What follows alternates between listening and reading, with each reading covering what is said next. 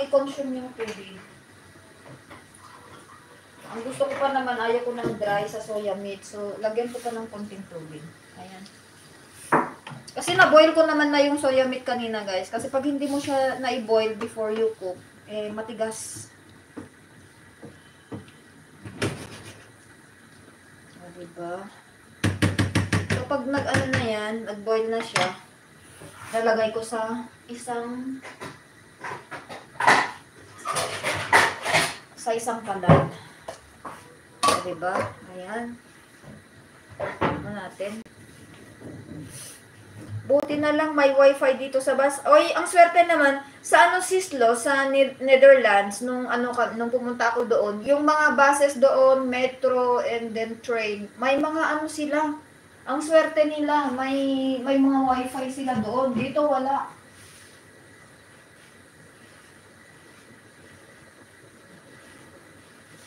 Yun nga lang pag sakay mo ng bus, mag-login ka lang ganun. Pero open naman, wala naman siyang wifi. And then, ganun din sa mga train, lalo na pag long distance. Naalala ko nang pumunta kami ng Belgium. Enjoy nga doon, magsakay ng kasi meron talaga silang wifi. Pareho dito, CR lang wala. Ay, naku, walang marinig si Sislo. Sorry. Nag-headset ka sana, Sislo, para marinig mo.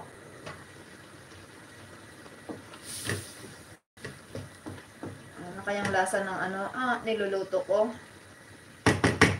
Ano naman lagyan ng laurel leaves.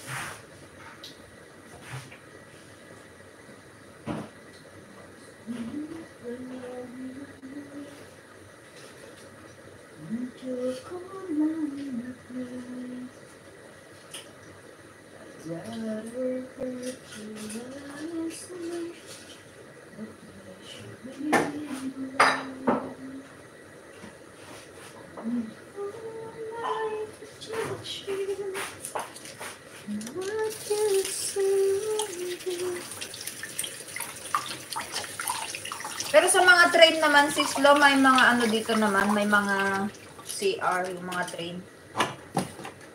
Kasi mostly yung yung sinasakyan namin na train dito is from Valencia to Castellon. So, kumbaga kasi from Valencia to Castellon is more than 2 hours ba. So, kailangan talaga na nilagyan ko siya ng maraming laurel leaves, guys, kasi mabango at saka masarap pag maraming laurel. Yan, ilagay ko dun sa loob para makuha niya yung amoy ng laurel leaves.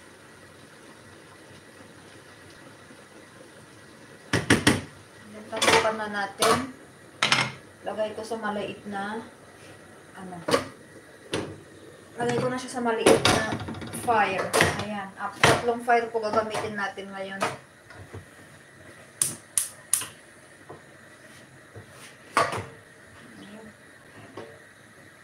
Kulang pa yata yung space ko sa pagluluto.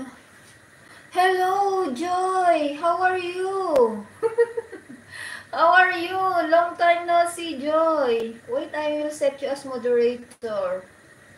Walks and lyrics from Canada. So, welcome to my live stream. Here is your friend, your vegetarian friend, cooking. Ayan, magluluto na tayo ng rice, guys. Rice naman ang lutuin natin ngayon. Kasi while yung mga ulam natin, niluluto natin. So now we are going to cook rice.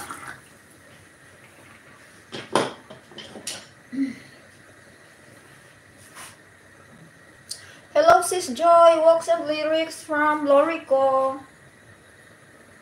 Abutin ng 45 minutes. Ay, ganun ba?